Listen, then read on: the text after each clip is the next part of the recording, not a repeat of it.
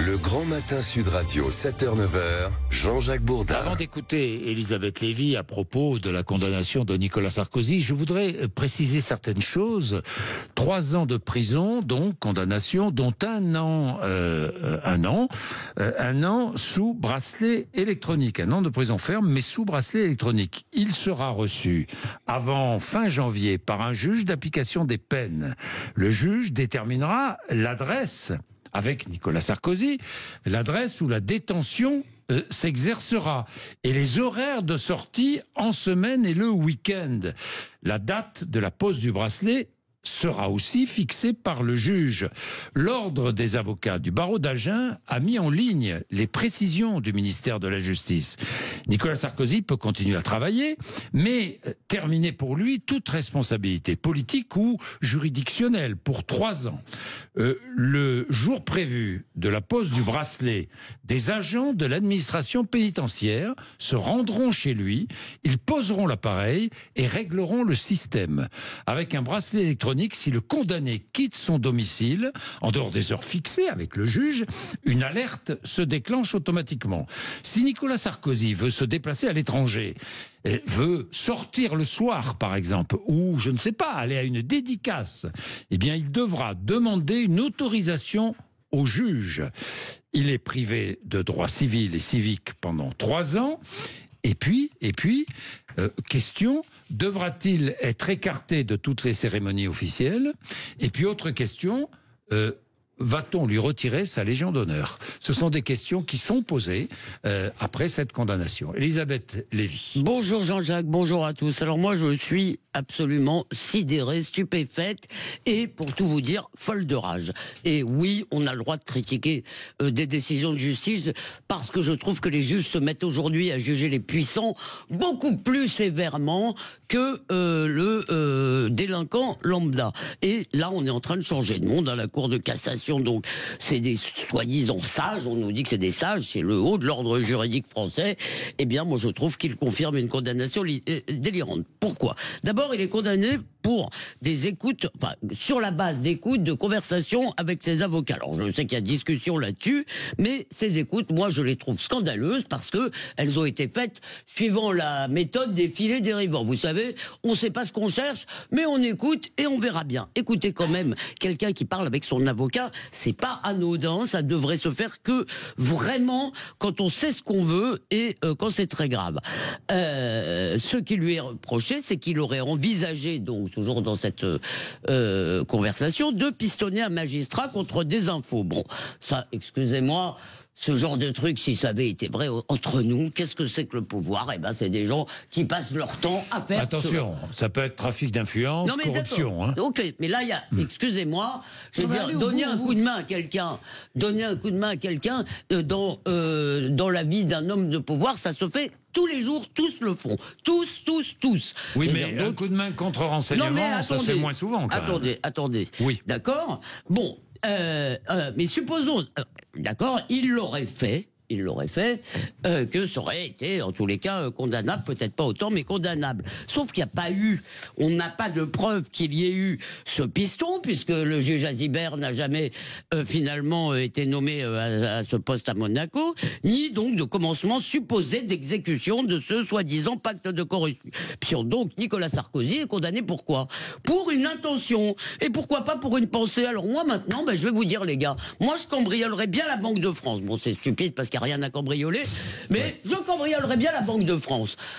Je vais être condamné là pour ça parce que j'ai émis une intention. Non mais, excusez-moi, il a émis une intention, une éventualité. Si dans une discussion... Elisabeth. Non mais franchement... Elisabeth, un ancien président n'est-il pas injusticiable comme les autres? Eh bien si, justement.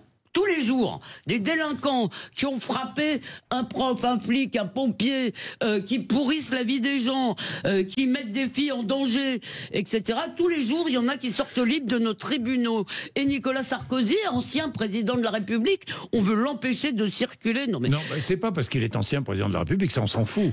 Ah il bon, est vous croyez que justiciable, s'il c'est était... un citoyen comme les autres. Eh ben moi je crois que s'il n'était pas ancien président de la République, si ça n'était pas Nicolas Sarkozy, je ne crois pas qu'il y aurait eu une telle condamnation. Je crois au contraire que les juges veulent se le payer parce que Mediapart dit qu'il est coupable, que Mediapart et d'autres médias mènent depuis des années une sorte de guérilla judiciaire. Je vous rappelle que pour l'instant, à part cette condamnation qui me paraît quand même assez scabreuse, il n'y en a pas eu. On verra, Françoise en a parlé, ce qui se passe pour le procès libyen, qui m'a l'air aussi... Excusez-moi, ça fait 15 ans qu'ils cherchent cet argent libyen, hein, donc j'attends toujours de le voir.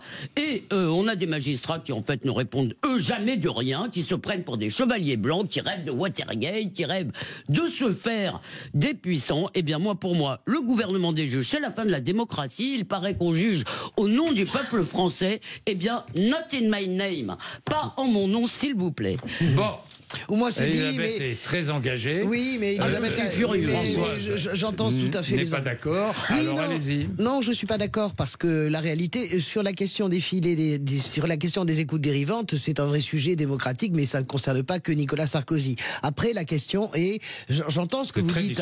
C'est tout à fait discutable. Les conversations entre un avocat et son client, c'est très discutable. En l'occurrence, c'est Et pas en plus, en se disant, on ne sait pas ce qu'on cherche, on verra. Je veux juste te dire qu'en plus de ça, le client en question s'appelle Paul Bismuth et à la base, ils savent absolument pas que c'est Nicolas Sarkozy. Oui. Donc, il y a 12 ans d'enquête, il y a 12 ans de procédure judiciaire. Vous dites, effectivement, Elisabeth, il n'y a rien qui prouve que, vous savez très bien que en matière de justice, il y a des faisceaux de concordance.